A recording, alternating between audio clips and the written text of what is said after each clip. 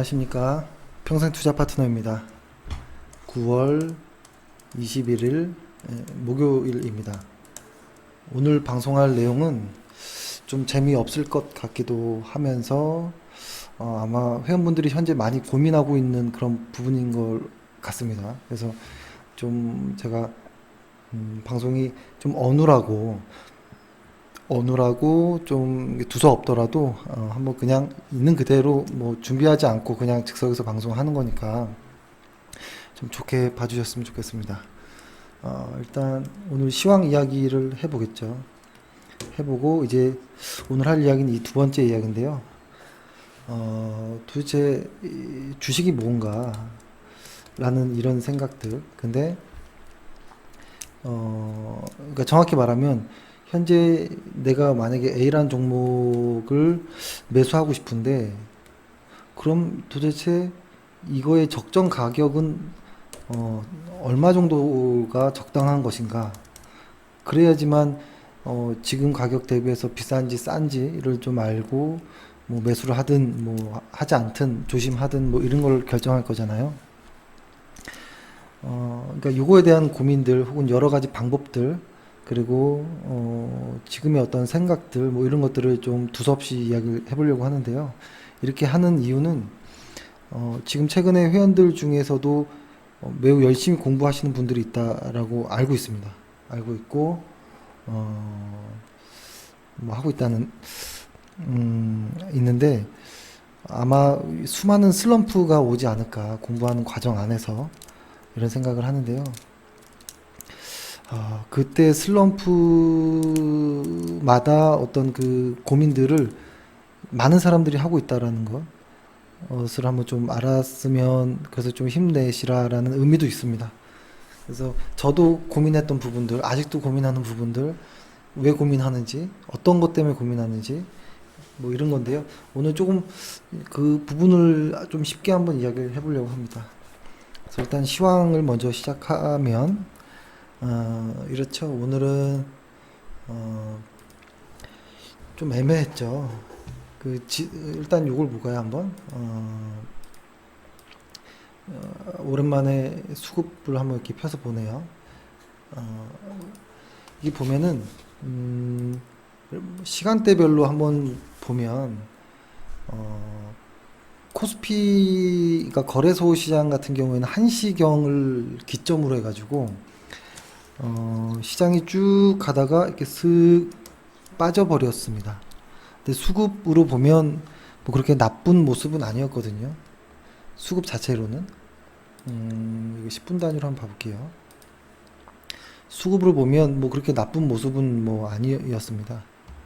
그리고 이제 코스닥 같은 경우에는 아침부터 시작해서 이제 그렇게 올라가는 부분이 없이 계속 좀 하향하는 이런 모습이었죠. 이렇게 가다가 그냥 쭉 빠져버리는. 그래서 아침 오전과 오후의 분위기가 너무 달랐습니다. 그러니까 특히 오늘 같은 날 이상한 주식들도 많이 오르고 했었거든요. 말도 안 되는 종목들. 그러니까 우리 입장에서는 아니 1년에 1억도 벌지 못하는 회사인데 막 오른다거나 이런 것들. 그러니까 지금도 아직은 조금 이렇게 어수선한 시장인 것 같아요. 기간 누계를 한번 좀 보면 일단 거래소를 보면 어떨까요? 외국인들이 쭉 이렇게 오는 정도인데 아직은 그렇게 바닥권에서 많이 사고 있다 뭐 이런 느낌은 들진 않아요. 들진 않지만 더 이상 팔진 않는 것 같다라는 생각은 합니다.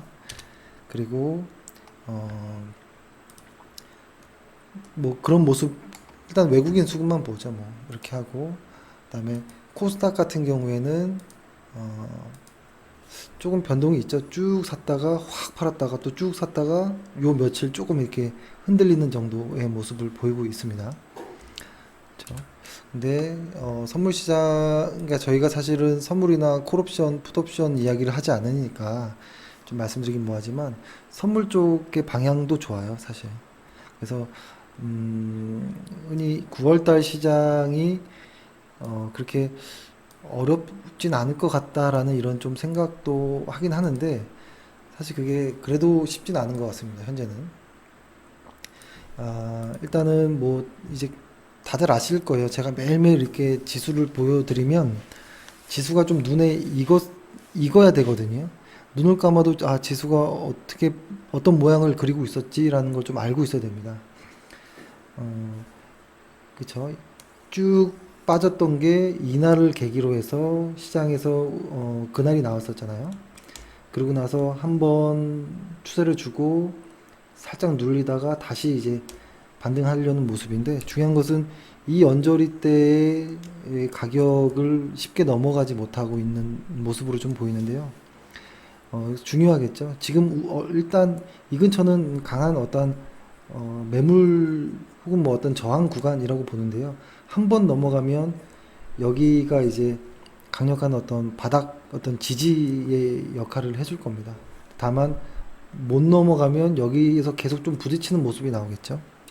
그래서 현재 우리가 할 수 있는 거는 9월 시장이 좋다, 뭐 좋을 것이다라고 이야기하는 것은 사실 과거에 이렇게 확 떨어지지는 않을 것이고, 그날이 나왔기 때문에 추세적으로 좀 뭔가 좀 꾸물꾸물 올라가려나 뭐 이런 어떤 희망 때문에 그런 이야기를 하는 것이지, 현재 있는 이 수준 가격 레벨 자체에서는 시장이 확 좋아지네 뭐 이런 건 아직 느끼지 못하고 있죠. 그러면은 생각을 해봐야죠. 우리가 이렇게 지수의 영향을 많이 받는다면, 지수의 영향을 가장 많이 주는 삼성전자도 지수만큼 좀 꾸준히 보잖아요. 그래서 이 삼성전자를 좀 보는데, 오늘 좀 여러 가지 리포트가 나와서 좀 같이 보려고 그래요. 일단 삼성전자를 보면, 이렇게 삼성전자를 보면 좀 길게 볼게요. 길게 보면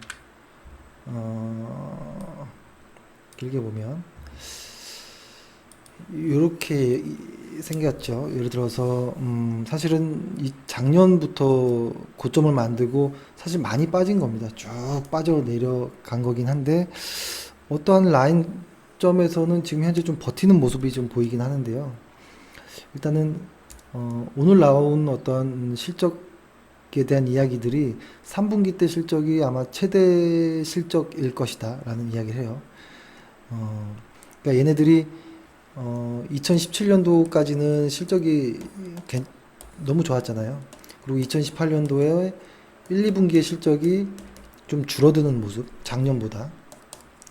근데 3분기, 4분기 때 실적이 어떻게 되느냐에 따라서 아마 좀 우리 지수에도 영향을 많이 받을 텐데, 일단 나온 이야기들로는 3분기는 일단 사상 최대 실적이 나온다라는 이야기들이 가장 많아요. 이제 거기서부터 문제인 거죠. 그 다음은 뭐냐라는 거예요. 이 다음이, 근데 대부분의 이야기들은 이 다음은 3분기보단 못할 것이다. 곧 이런 이야기들이 좀, 일단은 이런 것 같아요. 3분기는 최고 실적이라는 걸 모두 다 인정하는 느낌. 그래서 지금 더 이상 빠지지 않는 이런 정도의 모습을 보이긴 합니다. 그러나 4분기 혹은 내년은 4분기는 그러니까 3분기보다는 좀 약할 것이다. 그리고 내년은 이번 연도보다도 좀 더 비슷하거나 좀 하락할 것이다. 뭐 이런 이야기들이 많거든요.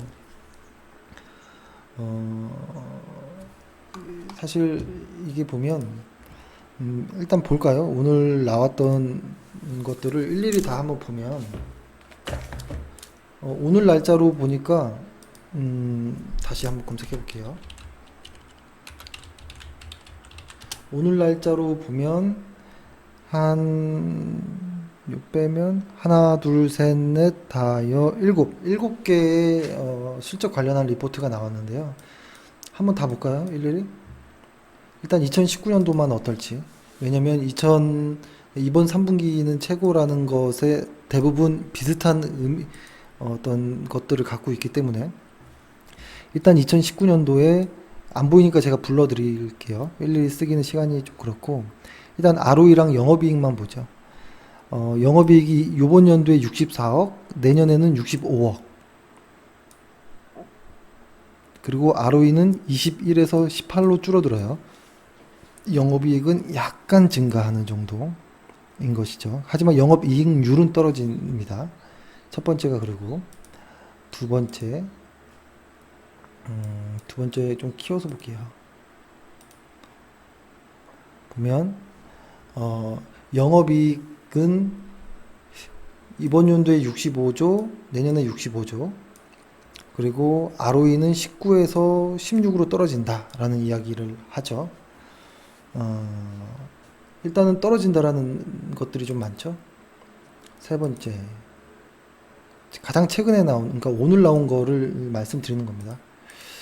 쭉 보면 이것이 뭐 다 맞을 수는 없겠죠. 하지만 그래도 확인할 자료니까요. 올해 65조, 내년엔 69조, 좀 많이 잡았네요. 그리고 2020년도엔 78조까지 영업이익을 잡았는데요. 이거는 좀 모르겠네요. 너무 먼 미래이고.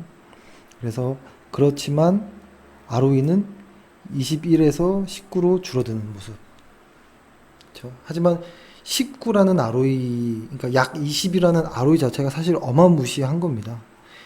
그죠? ROE만 유지하더라도 순이익이 계속 증가하는 거거든요. 하지만 성장성에 대한 어떤 의무는 조금 생길 수 있겠죠. 자, 이것도 한번 볼게요. 여기도 보면 여기는 조금 보수적으로 봤네요. 이번 연도 64조, 내년에 63조. ROE가 빠지는 21에서 18로 빠지는 내후년에는 더 빠지는 모습. 좀 고민이죠. 이렇게 되면 그냥 대충 요거까지만 볼게요. 삼성전자를 보면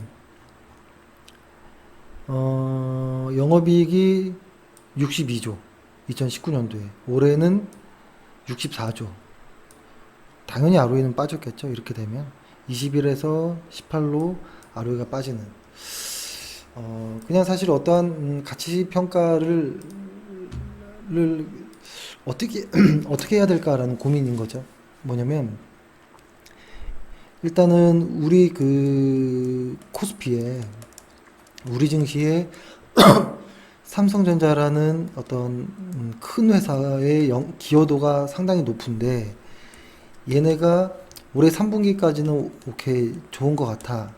다만 4분기는 글쎄 그러나 내년은 이거 어쩌지? 뭐 이런 정도거든요. 일단은 삼성전자만 본다면 일단은 3분기 실적이 좋기 때문에 지금 보면 계속 반등을 이렇게 하는 구간인데요. 저희가 예전에도 말씀드렸지만 뭐 이렇게 삼성전자를 집정 매매한다거나 이러지 않으셨으면이라는 이야기를 좀 많이 드렸고 좀 보유했다면 볼린저 밴드를 이용해서 하단에서 조금 매도해서 물량을 줄여 나가면서 이제 탈출하자. 물려 있는 분들은 이런 식으로 좀 이야기 드렸는데요. 제가 삼성전자에 대해서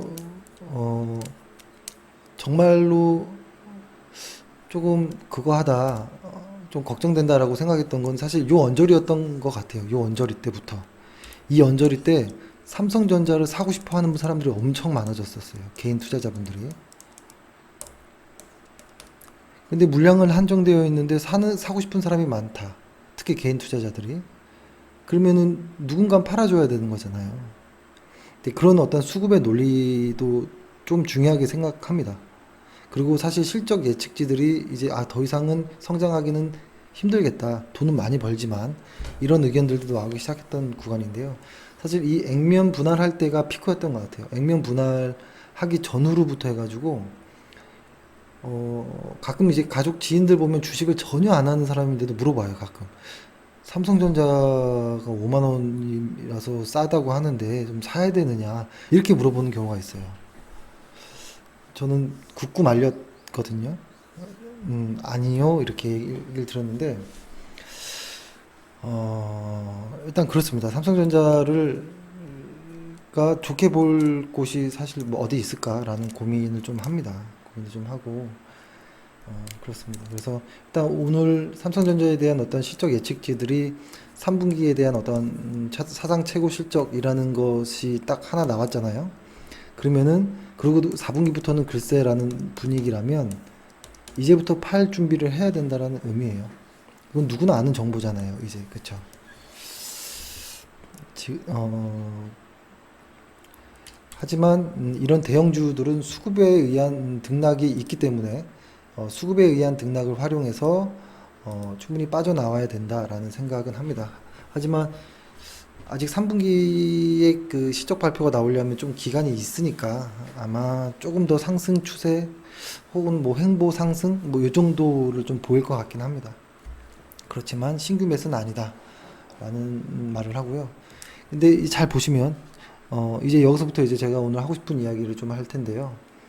삼성전자라는 것을 어떤 실적으로 가치를 평가를 한 것이죠. 방금은 예를 들어서 뭐 실적이 어쩌다느니 뭐 하면서 근데 아까 또 얘기하기를 왜 액면 분할 이후에 개인 투자자들이 많이 사려고 하지라고 하면서 어떤 심리적인 이야기도 좀 수급의 논리 혹은 뭐 심리적인 이야기를 좀 꺼냈는데요. 사실 이것들을 다 같이 고려해야 되는 것인 것 같아요. 흔히 주식을 처음 접할 때, 조금 고민이 있습니다. 예를 들어서 이 A라는 만약에 어떤 회사가 있는데 이것을 재무적으로 회계사들이 흔히 평가하는 그런 가치로 이 회사의 가치를 따졌을 때 현재 10,000원 정도 하면 적당할 거라는 어떤 이 회사의 가치가 10,000원일 것이다라는 이야기를 할 수 있어요. 그렇죠? 근데 현재 시장에서는 15,000원에 거래가 돼요. 현재. 그렇다면 적정 주가는 어디일까라는 생각이에요. 적정 주가. 이 적정 주가라는 것이 꼭 회계상 어떤 자료를 가지고 만든 것이 적정 주가일까? 혹은 어떠한 여기에다가 플러스 심리적인 어떤 요소들이 조금 더 추가돼야 되는 것이 아닌가? 뭐 이런 생각을 합니다. 왜냐면 투매라는 것 그리고 거품이라는 것 이런 것들로 인해서 원래 적정한 가치보다 항상 더 오버되는 경우들이 있잖아요. 더 올라가거나 더 빠진다거나. 그래서 고민을 해보면 이런 고민들이 나옵니다. 회사의 어떤 재무적인 어떤 가치 평가에 의한 이 부분에 심리적인 요소를 반영한 것이 어떻게 보면 적정 주가가 돼야 되는 것이 아닌가라는 생각을 하는데요. 그러면 우리는 그 회사를 볼 때 어느 부분을 좀 봐야 되느냐라는 고민을 하겠죠. 예를 들어서 가치라는 부분을 보면 장부를 꺼내 봐야겠죠. 그 회사의 장부, 재무제표에서부터 시작을 하는 거겠죠. 그리고 어떤 심리라는 부분에 대한 이야기를 하려면 흔히 말하는 차트를 좀 보겠죠. 여기에 수급이라는 것과 이 사람들이 수요와 공급에 의해서 어떻게 움직이고 있는지에 대한 수급의 정보, 어떤 심리의 정보를 차트에서 읽는, 그렇죠? 그러니까 이 두 가지를 좀 꼼꼼히 봐야 된다라는 생각을 해요. 그래서 조금 예전에는 그런 성향이 좀 있었어요. 같이 그러니까 차트쟁이라는 말을 했었어요. 마치 차트를 보는 사람들을 좀 무시하는 듯한 표현. 그쵸? 그러니까 저는 이쪽 부분에 해당한다라고 생각해요. 이쪽을 좀 무시하는 성향이 좀 있었고, 근데 어느 순간에는 또, 이쪽 별거 아니네. 어? 가치를 아무리 평가해봐도 시장과 맞지가 않으면, 이건 뭐, 무슨 의미가 있어. 뭐, 이렇게, 할 수 있거든요. 그러니까 이것에 대한 어떤 답이 있을까라는 고민도 시작되는 거죠. 음, 그래서 오늘은 주식의 어떤 적정 가치에 대한 이야기를 좀 해보려고 합니다. 그래서 아주 간략하게 큰 그림을 좀 으로 이해를 좀 돕고 싶은 좀 생각은 있습니다. 예를 들어서 최근에 저희가 뭐 카페에다가 영풍이라는 회사를 연습이라고 하는 카테고리에다가 올렸잖아요.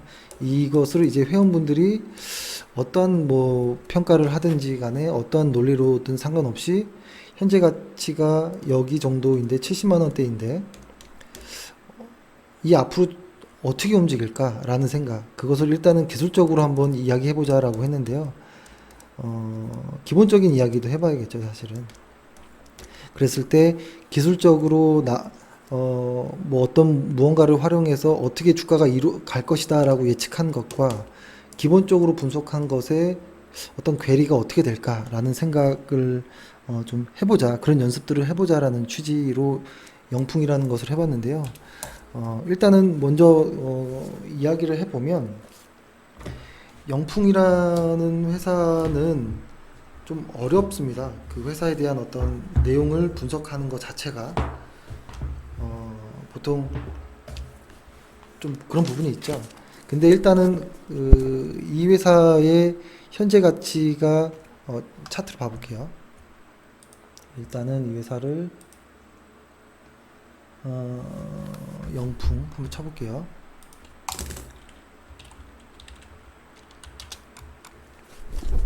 현재 오랫동안 많이 하락해 있는 종목이잖아요. 74만 원 정도, 74만 원 정도인데 현재 74만 원 정도인데 여기서 이제 회원분들이 이제 이거는 어떻게 될 것이고 아까 이야기 들어보니까 90 몇만 원 정도까지를 조금 열어두고 한 90만 원 정도까지를 좀 열어두는 것 같기도 하고 여기 이후부터의 어떤 추세도 좀 보려고 하는 것 같기도 하고 뭐 다양한 의견이 있었던 것 같습니다. 기술적으로는 그러면 한 90 정도까지를 예상하는 것 같긴 하는데 그러면은 이거는 이제 기술적으로 본 것이고 저희가 아직 최근 회원분들은 기본적 분석을 저희가 말씀 못 드렸으니까 일부러 기술적인 얘기만 했는데요. 일단은 뭐 여러 가지 방법으로 기본적 분석에 의해서 이 회사의 어떤 적정 가치를 구해 보니 조금 갭이 컸었어요. 한 74만 원이 적정한 것부터 한 158만 원 정도까지 가치 범위가 달라지더라고요.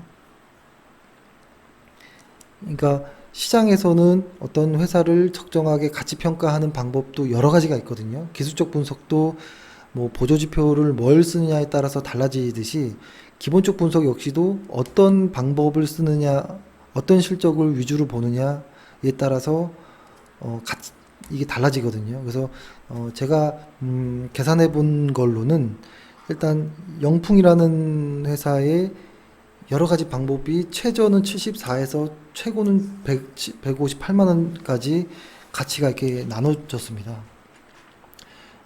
그러면은 도대체 뭐가 정답일까라는 고민을 하는 거죠. 그렇죠? 뭐가 정답일까라는 고민. 이게 이제 여기서부터 이제 머리가 아파지는 거죠. 여기서부터. 그랬을 때 일단은 머리가 아픈 것도 중요하지만 무슨 얘기야라고 할 수도 있거든요. 그래서 조금 요쪽은 제가 최근에 그러니까 저희가 카페에다가 회원 필수 영상을 통해서 아주 간략한 몇 개 정도만 좀 올려봤는데요. 그걸 통해서 기술적 분석으로 한번 이 영풍이라는 거의 가치를 한번 평가해 보시고 오늘은 제가 기본적 분석에 대한 어떤 큰 틀만 좀 이야기를 좀 해볼까 합니다. 어렵지 않아요. 아주 일상생활에서 느낄 수 있게끔 조금 예를 들어 보려고 합니다. 잘 보이게 검은색으로 해서 설명을 해볼게요. 사실 좀 고민이 돼요. 왜냐면 그러니까 지금 말씀드리려고 하는 것은 시장에서 가장 많이 쓰는 세 가지 방식을 사용하려는 방식을 알려드리려고 하는데요. 뭐가 있을까요? 뭐 흔히 말하는 PER을 활용해서 주가를 구한다라든지 혹은 DCF 방식이라고도 있고 이렇게 이런 방식이 있는데 아마 이쪽 거는 들어보셨을 겁니다. 근데 실질적으로는 잘 안 해보셨을 텐데요. 흔히 말해서는 그 퍼라고 하는 것, 그러니까 상대적인 어떤 가치를 평가하는 것, 그리고 요 두 개의 요놈은 뭐 굳이 이야기해보자면 현금 흐름 할인법이라고 하는 것이고, 뭐 이것은 자녀 이익 모델이라고 하는 것인데, 요 방식을 이제 시장에서 흔히 리포트들 끝에 보면 애널리스트들이 어떻게 계산했는지 뭐 이렇게 보면 이렇게 나오잖아요. 이 방식을 좀 많이 쓰기도 합니다. 근데 이 방식도 외국에서 많이 쓰는 분들도 봤고 이 방식은 이젠 잘 안 쓰는 것 같긴 해요. 근데 일반적으로 TV에서는 이 퍼 이야기를 너무 많이 하는 것 같아요. 퍼 이야기를 상당히 많이 하는데 이 방식은 이제 잘 안 쓰는데 뭐 이런 생각이 드는데요. 이게 왜 그러냐면 일단은 저는 이런 사람을 본 적이 있어요. 예를 들어서 누구를 뭐 험담하는 건 아니지만 어 그러니까 그 흔히 주식 그 전문가라는 어떤 그런 타이틀을 달고 나온 분 중에 어 시가총액을 쫙 이렇게 예상 시가총액을 이렇게 쫙 그러니까 뭐라고 할까요? 어 그러니까 현재의 어떤 PER을 예상 PER을 정해서 현재 시가총액이 얼마이니까 곱해가지고 현재 주가가 얼마일 것이다. 주식수로 나눠서 해가지고 이거를 쭉 이렇게 정리를 하는데 사실 이 퍼에 대한 기준점이 최고 높게 봤을 때 퍼는 얼마고 적정한 건 얼마고 하단은 얼마다라고 이렇게 이야기를 하는데 이 퍼에 대한 근거가 좀 없는 거예요. 적정하게 내가 보기엔 뭐 이렇게 얘기를 하는데 이러면 상당히 계산이 많이 달라지거든요. 그렇죠? 그리고 설마 이렇게 주식이 단순하게 움직일까라는 생각도 해요. 어떠한 시가총액에서 몇 배수를 주면 된다라는 아주 심플한 논리가 존재할까? 주식이라는 이 수많은 사람들의 심리가 뒤섞여 있는 이 주식이라는 곳에서 그 정도라면 수많은 슈퍼컴퓨터들이 왜 해결하지 못했을까라는 생각. 그렇죠? 이런 방식이 뭐 틀리다라는 건 아니지만 좀 고민은 해볼 필요는 있다라고 봅니다. 그러니까 한 가지만 아니고 여러 가지 고민. 그래서 요 세 가지를 오늘 한 번에 좀 정리를 해보려고 합니다. 그래서 만약에 예를 들어서 이거를 이제 주식으로 이야기하면 헷갈리니까 흔히 많이 이야기하는 모두 집을 다 구해봤으니까요. 예를 들어서 이런 겁니다. 평균적으로 한 어떤 아파트가 있는데 4억짜리 아파트가 있어요. 이게 그냥 흔한 어떤 단지 내에 있는 일반 아파트 시세인데 여기 임대 수익률이 그 현재 시장에서 형성되고 있는 임대 수익률이 한 5% 정도 된다고 그래요. 근데 또 다른 로얄층이라고 하는 곳에 갔더니 여기는 이 평균 이 가격 시세보다 한 연간 200만 원 정도가 더 비싸게 받는다 하더라고요. 로얄층 같은 경우에는. 이랬을 때 이 로얄층의 가격을 어떻게 구할까라는 것. 이거는 뭐 많이 구해 보셨을 거예요. 아마 이게 집을 많이 보러 다니셨으니까 아마 저보다 훨씬 벌써 답이 나왔을 겁니다. 이렇게 이야기를 하면. 근데 이거를 이제 세 가지 방식으로 한번 계산해 보는 거예요. 예를 들어서 이런 거죠. 아주 가장 쉬운 방법으로 계산을 해 보면 이런 겁니다. 예를 들어서 현재 이런 거죠. 4억이라는 이 아파트 시세 이 가격이라는 것이 있는데 매년 2천만 원을 번대요. 2천만 원. 그러면은 약 20배를 버는다는 소리거든요. 20배. 사실 이 논리가 PER이라는 개념이잖아요. PER. 그래서 똑같이 PER을 적용해주면 이런 거죠.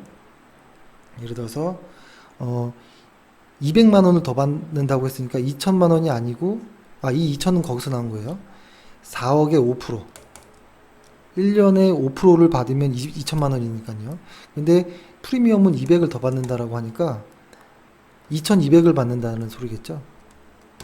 2,200만 원. 그러니까 20배를 해준 거예요. PER 20배. 그러면은 이 집값도 똑같은 이제 그게 아닌 거죠. 20배의 개념으로 이렇게 본 거잖아요. 그러면은 여기에서 이렇게 하는 거죠. 만약에 임대 수익이 2천만 원인데 2,200이 됐다라는 2,200을 로얄층이 더 받는다라는 거는 한 10%더 받는 거잖아요. 그렇죠? 10%더 받는다라는 소리는 4억 4천 정도를 로얄층이 거래될 수도 있겠다라고 아주 심플하게 계산하는 방법이 흔히 말하는 뭐 PER이라고도 볼 수 있는 건데요. 이런 근데 사실 이 방법을 들어보면 어때요? 뭔가 좀 와 정확합니다. 뭐 이런 이야기 나오지 않죠. 엉성한데요. 뭔가 조금 이렇게 긴가민가 꼭 그렇게 비교해야 되나요? 뭐 이렇게 볼 수도 있죠. 그래서 사실 PER이란 부분에 대한 허점은 찾으면 찾을수록 무궁무진합니다. PER. 그래서 일정 어떤 주가의 시가총액에 PER을 곱해주는 것은 허점이 상당히 많다라는 부분인데요. 그렇다고 이게 뭐 나쁜 건 아니에요. 그리고 또 이런 방법도 있을 수 있습니다. 예를 들어서 이런 거죠. 예를 들어서 로얄층이 매년 2,200만 원의 임대 수익이 나온다 라고 하면 흔히 말하는 요거 임대 수익률 혹은 이것을 시장에서 내가 어떤 이 사업을 하는 데 있어서 원하는 수익률 혹은 내가 요구하는 수익률 뭐 이렇게 표현할 수 있거든요. 요구 수익률 뭐 혹은 할인율 뭐 이렇게 표현할 수도 있는 이 수익률 임대 수익률이라는 것을 나누는 거예요. 0.05 이렇게 나누면 4억 4천이라는 어떤 가격도 나오긴 합니다. 그렇죠? 그러니까 사실 이것을 그러니까 PV는 뭐 R분의 C 이렇게 해가지고 이게 계산하는 이 뭐라고 하나요? 영구적인 어떤 현금 흐름을 계산하는 이런 방식이 있는데요. 자세한 건 피하고 이렇게도 계산해 볼 수 있다라는 것을 일단 말씀드리는 겁니다. 이렇게 하는 계산법이 현금 흐름 할인법 DCF라고 하는 거예요. 디스카운트 한다. 그 캐시플로우를 뭐 이런 뜻입니다. 이 방법은 어때요? 영구적인 게 있을 수 있을까라는 생각에 좀 의문이 있을 수 있죠. 그리고 이 임대 수익률이 변하면 엄청나게 크게 차이가 나거든요. 임대 수익률이 5%가 아니라 2%로 떨어지면 많이 차이가 나요. 2배 이상 가격 차이가 벌어지는 거거든요. 요 수익률 차이에. 그렇게 따지면 이것도 조금 애매할 수도 있겠다라는 이런 생각도 합니다. 그러면 또 이제 마지막으로 이제 또 다른 방식을 하나 소개해 보면 이렇게 해볼 수도 있습니다. 예를 들어서 일반층보다 임대 수익이 200만 원이 더 발생한다라고 한다면 200만 원이 더 발생한다고 하면 그러니까 이것을 흔히 말하는 프리미엄이라고 하는 거겠죠. 프리미엄. 그렇죠? 근데 이 프리미엄이 계속 앞으로 일정 부분 계속 이익이 계속 유지된다면 일반층보다 200만 원이라는 프리미엄이 한동안 계속 유지된다면 이것을 어떻게 계산해야 될까? 이 아파트 가격을 어떻게 계산해야 될까라는 고민. 그러니까 이건 이렇게 합니다. 그 4억이라는 아파트 가격에다가 더하기 이 200만 원이 계속 나올 수 있다라는 개념. 그러니까 그 말은 그거죠. 200만 원을 이것도 역시 계속 현금 흐름이니까 0.5로 나눠주면 것이거든요. 그럼 요것을 이렇게 더하면 4천만 원, 4억 하면 4억 4천이 나옵니다. 또 이렇게 되면. 그러니까 이거를 흔히 말하는 자녀 이익 모델이라고 하는데요. 사실 이게 좀 갑자기 제가 좀 복잡한 것처럼 이렇게 뭔가 말을 한 것 같은데 모두 다 허점이 있다라는 거예요. 모두 다. 그러니까 여기서 가장 중요한 허점이 뭐냐면 영구적인 게 어딨냐라는 거예요. 영구적인 것. 이 R이라는 것. 이 요구 수익률. 흔히 말하는 할인율. 이 할인율. 이렇게 할인할 때 썼던 이 할인율이 이게 유지될 수 있을까? 이게 달라질 수도 있는 거 아니야? 뭐 이런 생각도 하는 거죠. 그래서 이제 흔히 많이 이제 고민의 시작이 여기서부터 많이 됩니다. 기본적 분석을 공부할 때 이런 겁니다. 그러면 아까 저 말했던 그 아파트 임대 수익률이라고 하는 이 5%를 이것이 정확해야 된다라는 소리가 나오는데요. 그러면 이것을 어떻게 구하면 좋지? 라는 고민부터 시작하면 사실 여러 가지가 있을 수 있어요. 이런 요구 수익률을 흔히 정리해 놓은 거는 이런 겁니다. 뭐 무위험 뭐 이자에다가 어떤 베타 값을 더하고 시장 수익률에서 또 무위험 이자율을 빼고 뭐 이런 계산식이 또 나오는데요. 그러면 이 무위험 이자율은 어디서 찾아오느냐? 국채 수익률인가? 국제 수익률은 3년짜리, 5년짜리 뭐 여러 가지가 있는데 뭘 보지? 이런 고민부터. 이 베타 값은 매일, 매주, 매달 달라지는데 어느 날의 베타 값을 보면 될까? 그리고 흔히 말하는 시장 수익률이란 것은 얼마로 봐야 되지? 지금 현재 코스피 PER이 10배인데 이걸 뒤집어서 1분의 10 해가지고 이걸 기대 수익률로 잡아야 되나? 혹은 과거 몇 년치의 통계를 통해서 한국의 PER은 15배가 적당했구나 라고 해서 이걸 뒤집어 가지고 한 7, 8 정도를 기대 수익률로 잡는 것이 시장 수익률로 보는 것이 좋은 것인가 라는 고민부터 많은 것이 달라지거든요. 그러니까 이것을 아마 내년부터는 조금 이야기를 조금 해보려고 하는데, 이제 제가 이렇게 좀 장황하게 말도 안 되게 설명한 부분은 이유가 뭐냐면, 하나의 방법 정도는 알고 있어야 되지 않을까라는 생각을 해서 일단 말씀을 드린 거고, 그런데 그 하나의 방법 역시도 오류가 많고 아직까지는 그 누구도 이 방법의 어떤 정답을 제시한 사람이 없거든요. 그렇기 때문에 이렇게 생각해야 될 것 같아요. 뭐라고 할까요? 어떤 이 회계사들이 방금 사용하는 뭐 DCF라든지 이런 방법과, 이거는 이제 상대적으로 조금 더 시간이 걸리죠. 오래 걸리고, 이 회사의 가치를 혹은 실적을 정확히 알아야 되고, 계속 할인해 주려면 제대로 된 어떤 실적을 알아야 되는 부분도 있고 하기 때문에 좀 쉽진 않겠죠. 하지만 이걸 이제 절대가치 평가라고 하고요. 상대가치 평가인 어떤 PER이나 P자가 들어가는 뭐 대부분 이런 가치 평가들은 암산이 가능할 정도로 쉽지만 너무 허점이 많고 뭐 이런 부분이 있어요. 그래서 우리가 흔히 어떤 심리적인 부분, 차트상에 나타났던 어떠한 이런 징후들, 이런 것들과 좀 결합을 하려고 하는 건데요. 그렇게 하더라도 이게 정답일까라는 의구심이 드는 거잖아요. 그렇죠? 그러면은 그럼 도대체 뭐야, 주식을 어떻게 해야 돼? 이런 고민이 들 수 있겠죠. 그렇죠? 그러니까 여기에서부터 이제 고민이 더 많아질 거예요. 이것저것 공부를 다 해봤는데 뭐 MACD 공부해보라고 해서 MACD도 하고, 최근에 우리 회사가 말하는 ROE를 EPS라든지 뭐 이런 것들을 좀 보자고 하는데 공부를 했는데 이것도 틀릴 때가 많고, 혹은 볼린저 밴드를 보자고 하는데 일봉에서는 뭐 50도 괜찮고 80도 괜찮고 하고, 승수는 뭐 1을 쓰자고도 하는데 2.1은 어떠냐라는 뭐 여러 가지 의견들이 나오는데 알면 할수록 계속 어려워질 수 있거든요. 그래서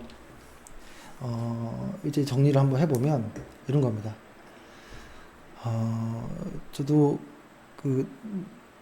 제 나름대로는 제 딴에는 열심히 무언가를 좀 공부해보고 좀 연구해보려고 많은 어떤 과정들을 좀 거치긴 했는데요. 현재 시장에서, 그러니까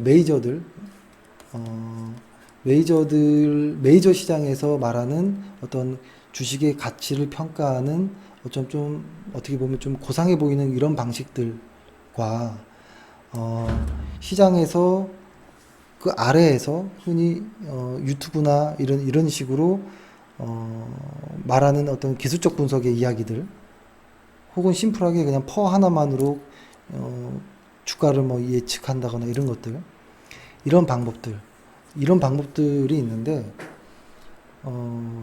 잘 보면 정답이 없다고 했잖아요. 근데 이 사람들은 계속 그 방법을 써요. 이 사람들도 그런 계속 썼던 방법을 계속 쓰고, 그렇죠? 그럼 여기서 이제 하나 결정을 하는 거예요. 기준을 잡고 결정을 하는 건데, 예를 들어서 이런 겁니다. 한 세 가지 정도의 방식을 공부해보고 기준을 만드는 사람과 한 50가지 정도의 공부를 해보고 하나의 어떤 기준을 만드는 사람의 어떤 차이가 분명히 있을 거라고 봅니다. 근데 여기서 이길 수도 있어요. 정답이 없고 아직 뭐가 뭔지 모르니까. 근데 다만 저는 많이 공부해보고 어떤 기준을 잡는 것이 좋지 않을까라는 생각을 좀 하는데요. 그 기준이라는 것이 그거 역시도 스스로 정해야 된다라는 게 가장 문제인 거죠. 가장 어려운 부분이고. 그래서 누구도 이거는 알려주는 사람도 없을 것이고 앞으로도 아마 이 주식시장이 그런 정답이 나오는 순간 주식시장은 문을 닫을 것이고 수요와 공급의 논리가 맞지 않으니까요. 그렇기 때문에 앞으로 계속 이 고민을 할 것이고 누구도 정답을 알려주지 않을 것인데 그래도 내가 기준을 정한다면 이런 생각을 하는데요. 이렇게 생각합니다. 여러 가지 방법들을 내가 고민 끝에 이렇게 만들었어요. 그러니까 저희 방식을 이제 말씀드리는 거예요. 저희 방식은 일단 지수가 상당히 중요하구나. 이 지수에서 큰 흐름의 어떤 수급들, 여기는 환율이라는 것도 포함될 것이고, 어떤 금리라는 부분도 혹은 그렇죠. 환율과 금리 정도까지를 저는 매우 중요하게 보고, 그 다음에 그 개별 실적들, 종목들의 어떤 실적들이 상당히 중요하구나라는 것. 근데 그 실적이 다 모아졌을 때에 상장사 전체 실적까지도 좀 중요한 어떤 영향을 끼치겠구나라는 것. 이것을 가장 기준점으로 보고, 시장도 좋고 내가 사고 싶어 하는 종목도, 종목이, 실적이 좋다면, 일단 그 종목은 매수 관점에 들어오는 겁니다. 이제 여기에서 생각을 하는 거죠. 용품 같은 경우에는 이런 거는 한번 해볼 수도 그러니까 저희의 아주 디테일한 실적에 들어가면 거래 대상은 아니에요. 일단은 뭐 EPS나 ROE가 맞지 않기 때문에. 하지만 만약에 매매를 한다라고 한다면 스스로 정했던 어떠한 기준이 합격을 해서 매매 관점에서 들어서려고 한다면 고민해야겠죠. 현재 가격은 70만 원인데 기본적인 분석으로 해보니 한 70만 원에서부터 예를 들어서 한 70만 원에서 현재 가격인데 한 40만 원까지 혹은 한 100만 원까지 기본적 분석 여러 가지 방법들을 해봤을 때 이런 어떤 통계가 나온다라고 하면 이 구간 안에라면 한번 매매도 해볼 수 있겠다라는 생각을 합니다. 근데 이런 매매의 어떠한 순간 매수 버튼을 누르는 그 타이밍 자체는 기본적 분석이 아니라 기술적 분석이 필요하다라는 입장입니다. 근데 그 기술적 분석이라는 것이 오늘 사서 내일 팔고 혹은 뭐 그런 의미보다는 좀 크게 지수의 방향성과 좀 영향을 좀 같이 간다라고 보거든요. 근데 이렇게 매매를 했을 때 결국 그러니까 지금 말씀드리려고 하는 건 저희가 사용하는 어떤 여러 가지 방식들이 옳다 그러다라는 의미가 아니라 저희가 생각해 해놨던 이러한 기준이 있는데 이러한 기준으로 매매를 해보니 적어도 한 5번 10개를 샀을 때 한 5번은 맞추더라 라고 한다면 해볼 가치가 있는 원칙이 기준이다라고 생각을 하고요. 만약에 이렇게 생각해 보는 겁니다. 한 6개를 사서 3개를 맞춰요. 하나, 둘, 3개를 맞추고 또 3개를 틀렸어요. 6개 샀는데. 그러면 50% 확률이잖아요. 만약에 내가 정한 기준이 이런 원칙, 한 50% 확률이 나온다면 이거는 기준으로 쓸 수 있다라고 생각을 합니다. 왜냐면 손실을 좀 짧게 끊어주고 수익을 조금 길게 끊어가는 이런 방식을 활용해서 하는 거죠. 그러면은 요때 요만큼의 손실은 아마 요거 한 번에 혹은 한 번 반 정도의 상승으로 상쇄가 될 거예요. 이렇게. 그러면 요거 나머지 요것으로 계좌가 플러스 되는 구조. 이렇게 가야 된다라고 저는 생각을 합니다. 그렇죠? 근데 그러려면 짧게 끊으려면 혹은 길게 끌고 가려면 혹은 매수 단추를 심리적으로 흔들리지 않고 누르려면 혹은 매도 단추를 심리적으로 흔들리지 않고 누르려면 기술적 분석이라는 것은 좀 공부를 할 필요는 있겠다라는 생각을 합니다. 그래서 아직도 회원분들 중에 나는 HTS를 잘 몰라 라고 하시는 분이 있는데요. 어쩔 수 없습니다. 모르면 어쩔 수 없죠. 아는 사람이 더 잘할 테니까요. 그렇죠? 하지만 한번 넘어가야죠. 넘어갈 산인 거예요. 나는 계속 몰라라고 하면 계속 주식을 못 할 수밖에 없겠죠. 그렇다고 사실 뭐 또 HTS 모른다고 아예 주식을 못 하거나 이런 것도 아닐 수 있어요. 그러니까 이게 애매한 거예요. 그러니까 우리가 하는 이 모든 것들, 지수를 보고 실적을 보고 뭐 어떤 다양한 어떤 가치적인 회사의 어떤 재무제표들을 꾸준히 참 보고 뉴스를 보고 하는 것들은 뭐냐면 아주 이런 거죠. 정화수에 물 떠놓고 기도하는 그런 심정으로 보는 거예요. 간절하면 이긴다라는. 그러니까 우리가 하는 이러한 것들이 사실 아무것도 아닐 수도 있거든요. 시장 큰 마켓이 볼 때는 우리 개개인이 하는 이러한 작은 노력들이 시세와 전혀 무관한 방향으로 갈 수도 있거든요. 근데 다만 정하수의 매일 절을 하는 심정으로 이렇게 실적과 이런 여러 가지 수급들을 참고를 한다라는 거예요. 그렇죠? 좀 허무할지 모르겠지만 사실 그것이 솔직한 이야기인 것 같아요. 근데 아직도 가끔 보면 좀 무서운 사람들이 많아요. 가끔 이런 거 있죠. 이 자를 좀 많이 하고, 이 종목 얼마 갑니다. 땅! 이렇게 확언하는 사람들이 있어요. 가끔. 저는 이 사람들은 정말 대단한 사람들이라고 보여요. 만약에 이 사람이 이게 진짜 이러한 능력이 있는 사람이라면 이 사람은 뭐라고 할까요? 거의 뭐 신에 가까운 존재라고. 아직 전 세계에서 풀지 못한 주식이라는 숙제를 푸는 것이고 그것이 정답이라는 것이거든요.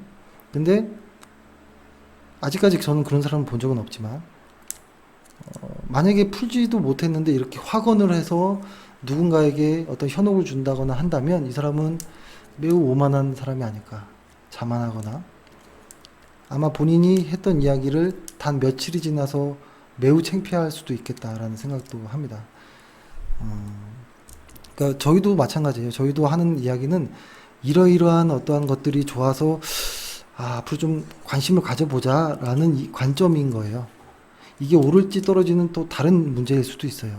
다만 여러 가지가 우리가 노력을 해서 알아봤더니 그래도 괜찮아 보이네 정도인 것이지, 그렇죠? 그래서 이번 연도가 끝나기 전에 일단은 내년에 재밌는 내용들이 많이 있으니까 이번 연도에 한 기술적 분석을 좀 대충이라도 혹은 HTS라도 좀 편하게 볼 수 있게끔 해보자라는 생각을 하고요. 그런 생각을 했습니다. 좀 허무하죠? 주식에 정답도 없고 적정 가격이라는 것은 허무맹랑할 때도 많고. 예를 들어서 이런 거가 있어요. 예전에 보면은 이런 거예요. 예를 들어서 이 1년 단위가 있잖아요. 근데 이 주식이 갑자기 여기다가 쫙 이렇게 올라갔다가 최근에 많이 이렇게 왔는데요. 여기가 한 10,000원 정도 있었던 주식인데 한 10만 원까지 갔어요. 1년 만에. 근데 이 회사의 리포트에 나오는 뭐라고 할까요? 목표가 아까 말씀드렸던 약간 고상한 방법으로 보이는 식으로 계산된 가격으로 목표가를 산정하잖아요. 그것이 계속 올라가요. 2만 원, 3만 원, 4만 원, 5만 원 계속 상향을 시켜요. 근데 잘 보면 사실 근데 이런 겁니다. 예를 들어서 3분기 한 분기가 한 3달이잖아요. 3달 만에 목표가가 한 2배 가까이 올라가는 리포트도 본 적이 많아요. 근데 이건 말이 안 되는 거잖아요. 왜냐면 실적이라는 것은 하나의 분기마다 이렇게 3달마다 실적이 이렇게 보고가 공시가 되잖아요.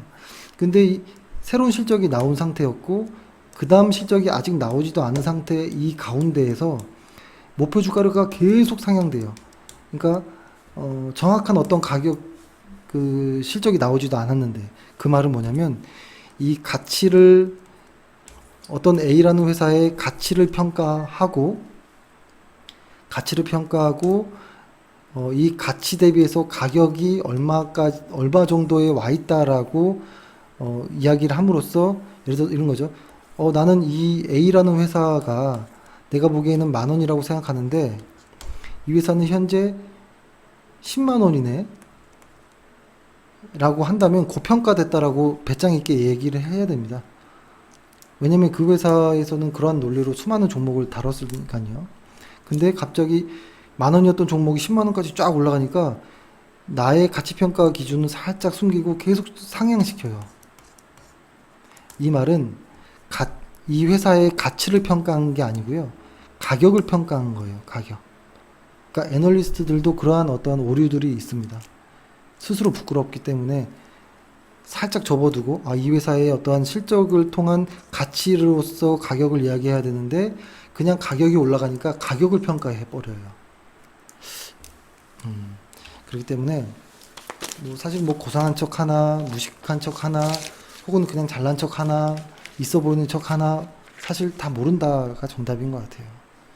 그렇기 때문에 일단은 그 모른다까지의 과정, 그 여러 번의 슬럼프를 겪어야 되는 그런 과정들을 경험해 보려면 하나의 방법이 있어요. 딱 하나. 일단 제 이야기가 아니라 시장에서 주식의 전설이라고 했던 사람들이 쓴 책을 봐야 돼요. 이것밖에 없어요. 남이 훌륭히 이뤄냈던 그 성과를 단 며칠 만에 한 권의 책으로 보는 거잖아요. 엄청난 기회거든요. 저 같은 일개 개인이 이야기하는 거를 귀 기울일 시간에 책방에 가서 책을 보는 게 낫죠. 근데 아까도 어떤 한 회원이랑 통화를 잠깐 했는데 매우 바쁘신 분이 맞아요. 사업체를 운영하면서 매우 바쁘신 분인데 그런 이야기를 하시더라고요. 나는 책을 읽을 시간이 없다 라고 이야기를 해서 제가 조금 기분 나쁘도록 이야기를 잠깐 해서 좀 죄송하긴 했지만 아무리 그 어떤 바쁜 사람이라 할지라도 책 한 권 읽을 시간이 없다라는 건 저는 공감되지 않거든요. 진짜 책 한 권 읽을 시간이 없을까? 밥 먹을 때마다, 화장실 갈 때마다, 혹은 그때도 시간이 부족하면 잠을 1시간 줄이면 되지 않을까? 시간은 만들 수 있는 거잖아요. 근데 책 한 권 읽지 않고 주식을 투자한다? 근데 그것을 몇 억을 주식을 투자한다? 책 한 권 읽지 않고 몇 억을 투자한다는 것은 카지노라고 봐야죠. 카지노. 그래서 피터 린치가 했던 이야기가 생각납니다. 피터 린치는 주식을 집을 사는 것처럼 사라고 이야기를 했습니다. 집을 사는 것처럼 한번 가보고 실제로 가서 교통편이 어떤지, 해는 잘 들어오는지, 물은 잘 나오는지, 변기는 샤워기는 잘 나오는지 이런 것들 보잖아요. 어디 벽이 떠 있는지 이런 걸 잘 보잖아요. 그죠? 그리고 몇 번은 가보죠. 계약할 때도 가고, 계약하기 전에도 가고, 그죠? 구경도 가고, 이런 식으로 주식을 사면, 손해볼 확률이 좀 떨어지지 않을까라고 피터 린치가 이야기를 했습니다. 저 역시 매우 공감하는 이야기고요. 오늘, 저희 그 카페 영풍이라는 거를 각자 한번 분석해보자라고 했더니, 한 회원분들, 많은 분들이 좀 길게 생각보다 좀 매우 구체적으로 막 분석을 하는 거 보고 와 이렇게 주식을 매매한다면 우리 회원이 아니어도 되겠다라는 생각도 했었거든요. 저는 그것을 사실은 좀 원했던 겁니다. 이런 과정들이 필요하다라고 생각을 하거든요. 그러니까 왜냐하면 저라는 사람과 이 방송을 듣고 있는 누군지 모르겠지만 여러 사람이 누가 우위에 있고 누가 누구를 가리키고 이런 개념이 아니에요. 주식은 내가 알고 있는 것과 상대방이 알고 있는 것을 서로 들어보는 거예요. 공감하고 그렇구나 비판할 필요도 없고요. 이 정도로 가야죠. 혹시 내가 배울 게 있으면 배우고 그죠? 서로 왔다 갔다 이렇게 교류하는 거죠. 그러면서 화이팅 하는 거잖아요. 건전하게. 다만 건전하게. 그렇죠? 그래서 일단 이렇게 생각해 보겠습니다. 일단 한번 책을 읽을 시간이 없다. 혹은 책에 대한 어떠한 거부감, 혹은 두려움 이런 사람이 일수록 무조건 이렇게 저는 이렇게 생각합니다. 큰 서점들 있잖아요. 큰 서점에 주식 코너를 그냥 한 달에 한 번 그냥 무조건 가보라고 말씀드려요. 아무리 시간이 없어도 한 달에 한 번 무조건 가서 그냥 책을 사세요. 그냥 책을 사서 읽지 않아도 일단 사십시오. 일단 책을 돈 주고 사세요. 일단 사야 돼요. 사는 것부터 시작돼요. 일단 사서 집에다가 계속 쟁여놓더라도 쫙 사놓으세요. 그럼 나중에 좀 미안해지기도 하긴 하니까요. 그래서 일단 사서 일단 사십시오. 사면 제목이라도 읽습니다. 그래서 하루에 50페이지 읽을 수 있거든요. 50페이지. 50페이지면 보통 한 400페이지라고 한다면 책이 8일. 근데 피곤해 모를 수 있으니까 한 2주. 아 그래도 바빠 하면 한 달. 한 달에 한 권. 한 달이면 약 한 30일. 만약에 300페이지짜리 책이면 하루에 10쪽. 10쪽. 한 페이지에 뭐 한 3분 동안 읽는다 라고 하면 한 30분. 30분이면 밥 3번 먹을 때 10분씩 이렇게도 볼 수 있고요. 여러 가지가 하여튼 뭐만 하려면 다 할 수 있어요. 근데 그 시작은 일단 사야 돼요. 책을 사야 돼요. 책을 사고 잘못 샀으면 또 사세요. 다른 책을. 근데 이 책을 사는 과정이 있거든요. 이 책을 사는 과정에서 주식 코너에 주식책이 얼마나 많이 나왔는지, 얼마나 이상한 책도 많은지, 얼마나 좋은 책도 많은지, 내가 읽어야 될 책이 얼마나 많은지를 또 알 수 있어요. 직접 사는 과정에서.